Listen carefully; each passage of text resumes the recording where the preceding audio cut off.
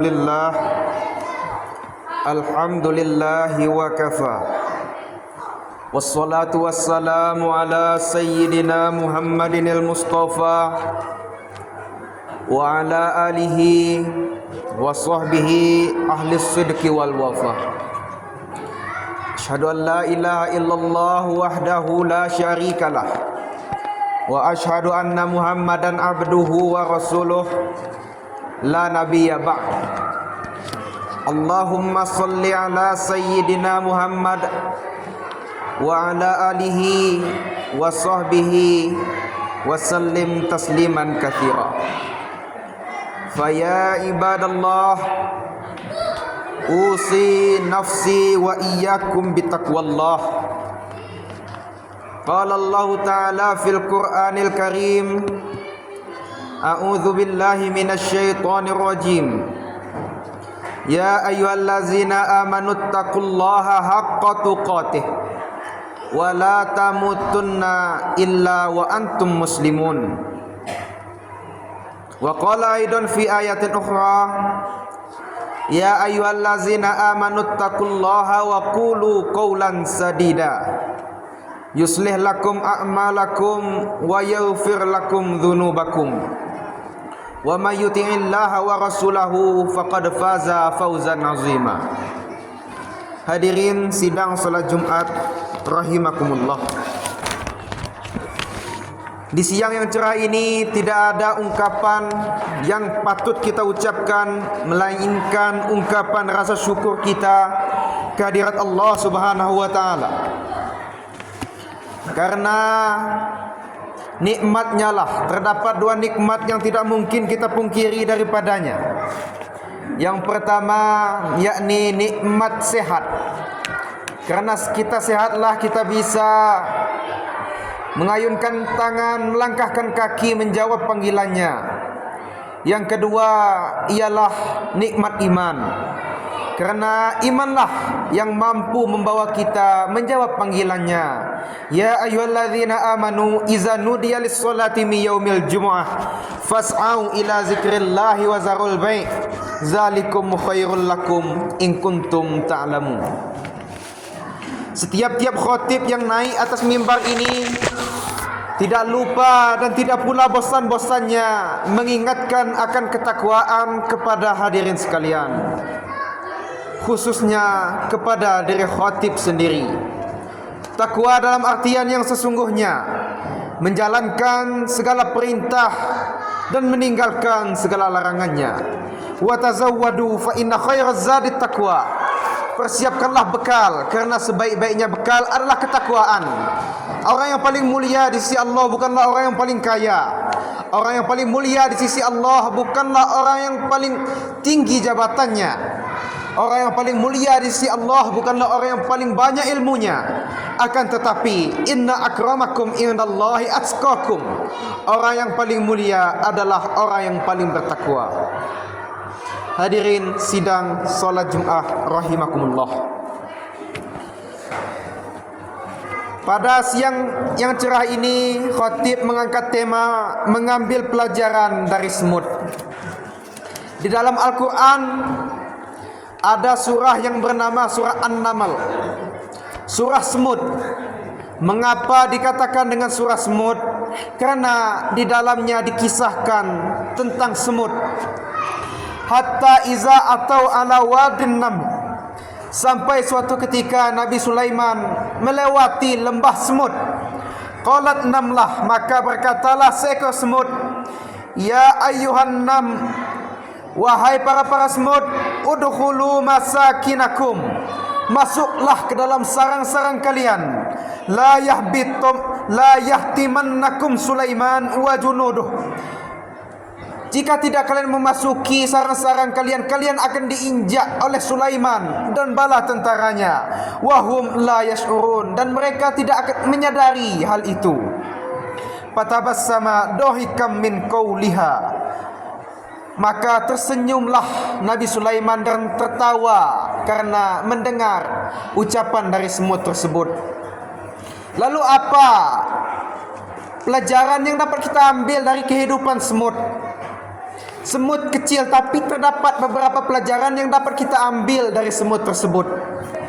Pertama, an-namlatu la yai'asu min rahmatillah. Semut tidak pernah putus asa dari rahmat Allah. Mengapa disebut dengan demikian? Semut tidak pernah putus asa dari rahmat Allah. Semut jika ingin menuju kepada suatu tujuan, lalu jalannya dihambat, maka semut tidak berputus asa. Dia akan mencari jalan yang lain untuk mencapai tujuannya tersebut. Yang penting dia sampai kepada tujuannya. Begitulah kita dalam kehidupan kita.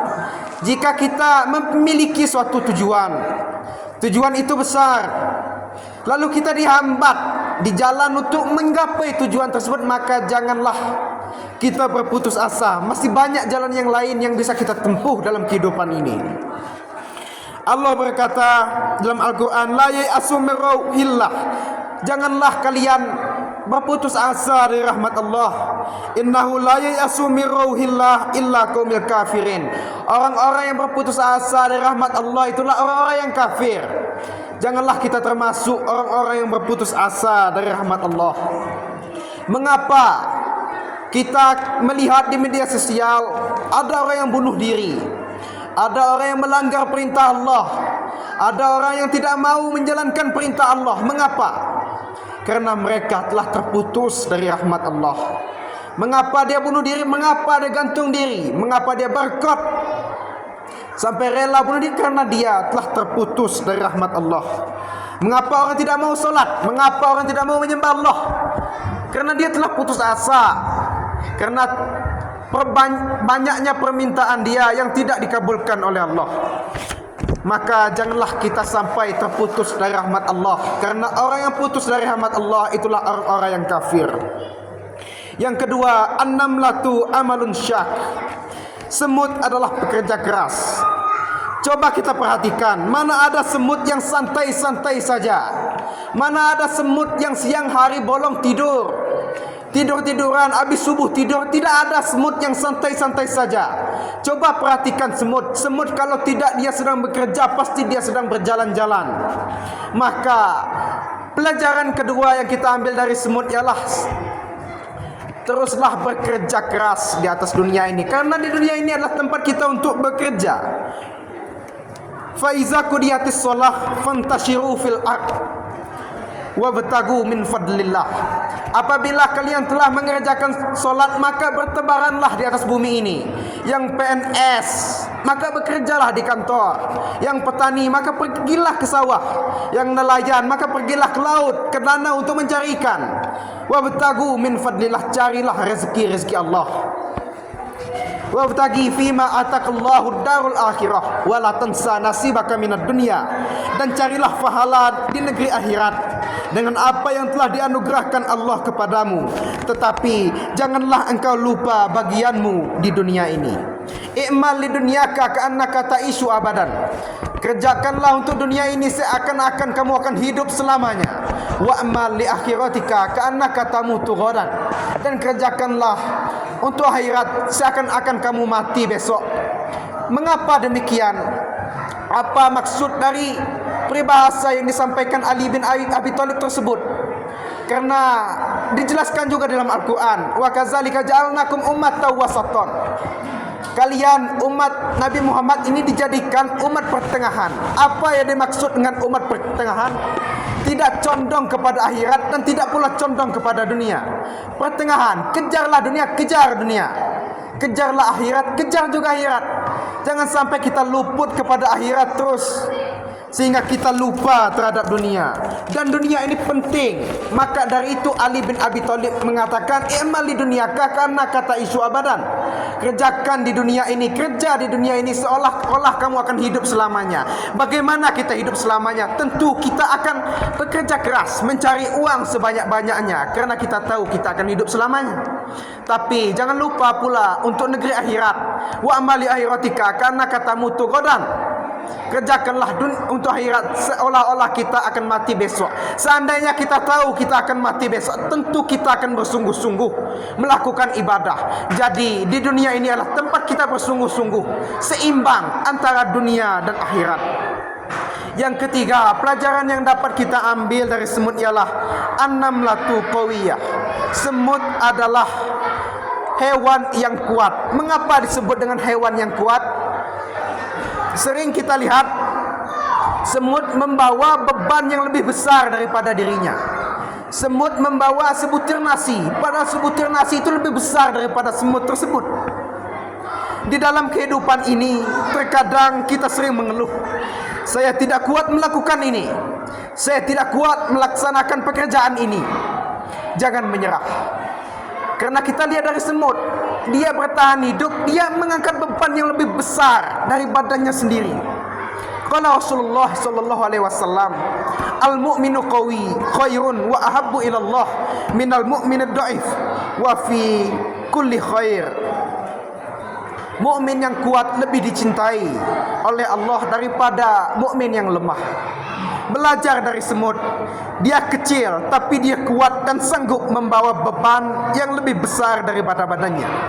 Seorang yang beriman jangan cepat menyerah jika mendapatkan ujian, karena cobaan dalam hidup ini memang ujian ini adalah kehidupan ini adalah tempat ujian.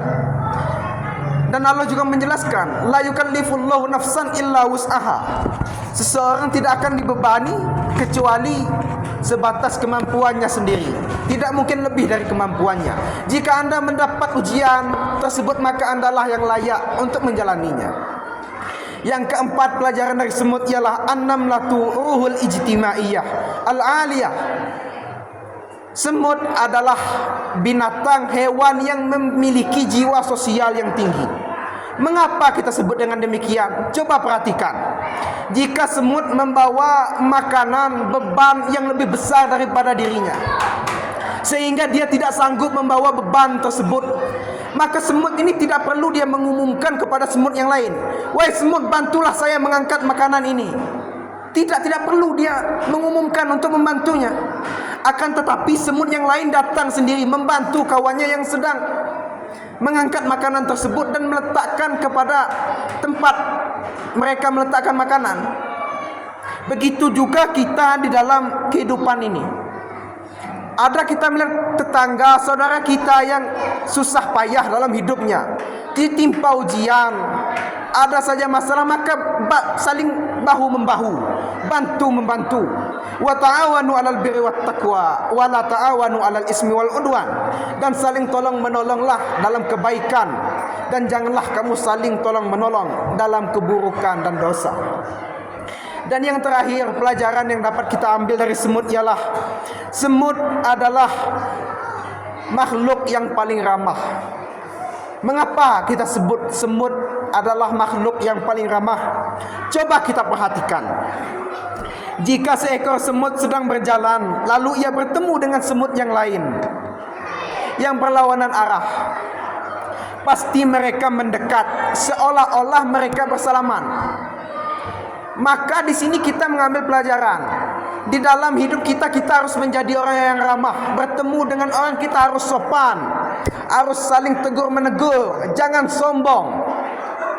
Ma min muslimaini yaltaqiyani falyatasafahani illa ghufira lahuma qabla ayyatafarraqani.